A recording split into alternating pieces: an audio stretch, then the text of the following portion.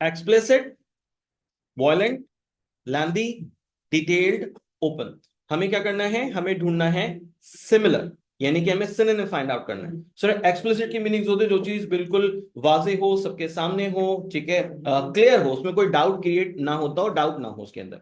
तो सर क्या इसका सिनोनिम वायलेंट हो सकता है? नहीं सर, वायलेंट की मीनिंग्स तो होते हैं जो है ना, बड़ा गुस्सा करना, बड़ा झगड़ा करना, ये वाला सेंस आता है वायलेंट में। नहीं सर ये नहीं है। लेंदी, तवील को कहते हैं, ये भी नहीं है। डिटेल्ड, वजाहत होना, जाहिर सी बात है वो चीज क्लियर होगी जिसमें वजाहत मौजूद है। ओके, तो ऑप्शन सी जो है वो इसका करेक्ट आंसर है। ठीक है जी, option C is the right answer. Open, खुले हुए को कहते हैं, तो ये इसका सिनोनिम नहीं होगा। Option C is the right answer. Alliance is most similar to. Alliance के मायने जनरली ली जाते हैं इत्तेहाद के। अलायंस की मीनिंग्स होते हैं कि जनाब मिल जाना, एक हो जाना, राइट। तो अगर मैं ऑप्शन ए देखूं, कंडीशन ऑफ क्वाइट, नहीं सर। ऑप्शन बी, एसोसिएशन और यूनियन, यस, एसोसिएशन और यूनियन, इकट्ठा हो जाना, मुत्तहिद हो जाना। Equality, division of a cause, नहीं sir. Option B is the right synonym or the meaning for the word alliance. Dainty is most similar to yield, fuel, exquisite, tasty. Dainty is most similar to yield, fuel, exquisite, tasty.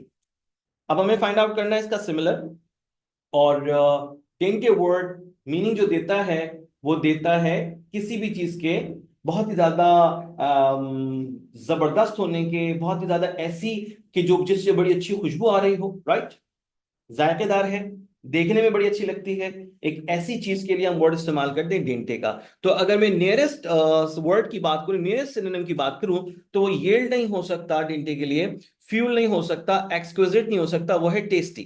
कोई ऐसी चीज जो कि बड़ी खुशबूदार हो, देखने में बड़ी अच्छी लग रही है, ठीक है ना, बड़ी टेस्टी, उसमें से बड़ी जबरदस्त उसमें से स्मेल आ रही है, ठीक, तो हम कहते हैं भाई ये डेंटे है, यानी कि खाने के लायक है। ठीक है जी, option D is the right answer.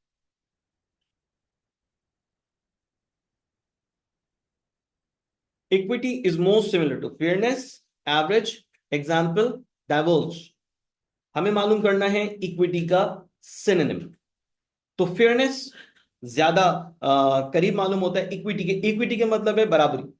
Equity का मतलब है कि जनाब हर किसी को उसका हक, बिल्कुल उसकी जरूरत और उसके मुताबिक जो है वो दिया जाता हो, ठीक है जनाब, फेयर है, यानी होता है ना कि जनाब जस्टिस दिया जा रहा है, इंसाफ मिल रहा है, तो वो बिल्कुल सही है, बिल्कुल दुरुस्त है हर किसी के लिए। तो फेयरनेस वाला जो ये वर्ड है, ऑप्शन ए है, ये इक्विटी का करेक्ट सिनोनिम है। एवरेज नहीं हो सकता, एग्जाम्पल नहीं हो सकता, डाइवर्स नहीं हो सकता।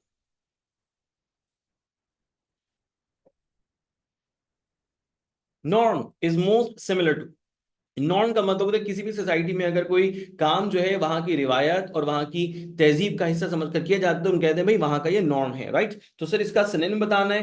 कांस्टेंट नहीं हो सकता, सर्वे नहीं हो सकता, स्टैंडर्ड, स्टैंडर्ड हो सकता है, पैरासाइट तो बिल्कुल भी नहीं हो सकता।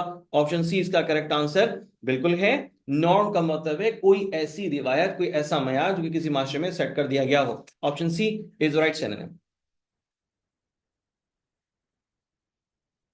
Elasticity is most similar to lack of spontaneity, lack of tension, lack of resilience, symmetry. Sir lack of spontaneity, यानी कि स्पॉन्टेनिटी का मतलब होता है फिलबदी, किसी भी चीज का फौरी तौर पर कह देना, बोल देना, बता देना या कर देना, ठीक है। तो इलास्टिसिटी का मतलब तो है लचक। लचक का मतलब तो कोई भी चीज कितनी ज्यादा खींच सकती है, सही है, कोई भी चीज कितनी ज्यादा खींच सकती है। तो सर स्पॉन्टेनिटी एक अलग चीज है, ये बिल्कुल भी इसका सिनोनिम नहीं हो सकता। लैक ऑफ टेंशन, उस चीज में टेंशन नहीं है, नहीं सर ये भी नहीं हो सकता। सर लैक ऑफ रेजिलियंस, अब रेजिलियंट होगी तो वो सख्त होगी, ठीक है, वो खींचेगी नहीं।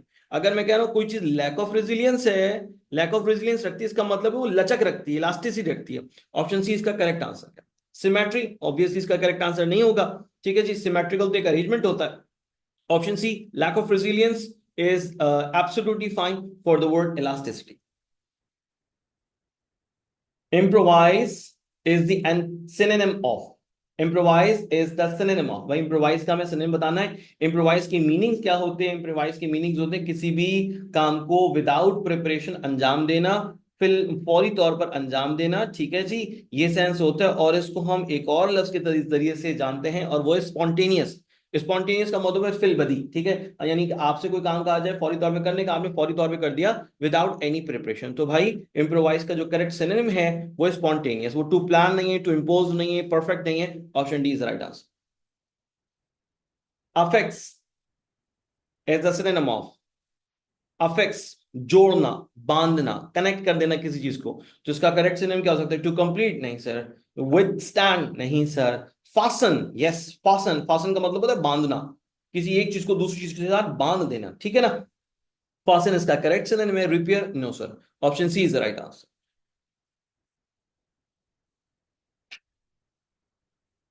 impeach is the synonym of to accuse, remove from office, jail, slander।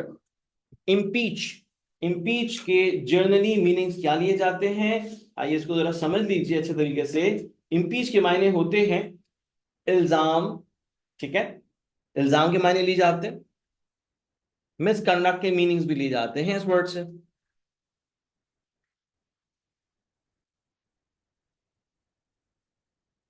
सो जनाब इम्पीच के मायने चार्ज, इल्जाम, ठीक है। और अगर मैं ऑप्शन ए देखता हूं, बी देखता हूं, सी देखता हूं, तो उसमें जो करेक्ट आंसर है वो ऑप्शन ए है, to accuse. Remove from jail नहीं होगा, जेल नहीं होगा, रिमूव फ्रॉम ऑफिस नहीं है, जेल नहीं है, स्लैंडर नहीं है। स्लैंडर किसी की बेइज्जती करने को कहते हैं, किसी को बदनाम करने को कहते हैं। So option is the right answer. Alert, to warn, alert का हमें सिनोनिम बताना है, to warn, be quick, provoke, deceive. Option A right answer है। अलर्ट का मतलब होता है किसी को चौकन्ना करना या चौकन्ना किसी का होना, ठीक है। क्विक नहीं होगा, प्रोवोक उकसाने के मायने में आता है, ये भी नहीं होगा, डिसीव धोखा देने के मायने में आता है, ये भी नहीं होगा। ऑप्शन ए टू वार्न, तंबी कर देना, किसी को अलर्ट कर देना, ये सिनोनिम है। Option A is right answer.